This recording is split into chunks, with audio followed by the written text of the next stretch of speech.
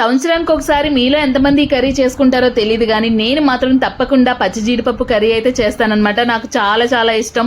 ముద్దకి జీడిపప్పు తగులుతుంటే ఎంత బాగుంటుందంటే చాలా చాలా బాగుంటుంది. ఈ రోజు అయితే పచ్చి జీడిపప్పు మష్రూమ్ కలిపి కర్రీ చేశానన్నమాట. పద్ధతిలో నార్మల్ జీడిపప్పుతో కూడా కర్రీ చేసుకోవచ్చు. రీల్ సేవ్ చేసుకొని మీరు కూడా తప్పకుండా ట్రై చేయండి.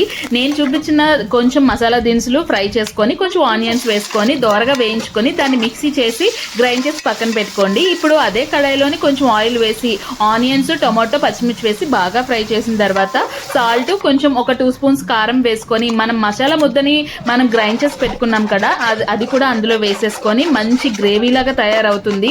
ఇది గ్రేవీలా తయారైన తర్వాత మన పచ్చి జీడిపప్పు ఉంటుంది కదా అది కూడా బాగా వాష్ చేసి పెట్టుకోండి. అప్పుడు వాటిని అందులో వేసి బాగా కలుపుకున్న తర్వాత మనం మష్రూమ్స్ వేస్తే మష్రూమ్స్, లేకపోతే మీరు ఏదైనా యాడ్ చేయాలనుకుంటే అవి యాడ్ చేసుకొని కొంచెం వాటర్ వేసుకొని మనం గ్రేవీలా అయ్యేంత వరకు ఉంచుకున్నాము అంటే ఎంత బాగుంటుందంటే మంచి గ్రేవీ తోటి ముద్దకి జీడిపప్పు తగులుతూ చాలా చాలా టేస్ట్ బాగుంటుంది.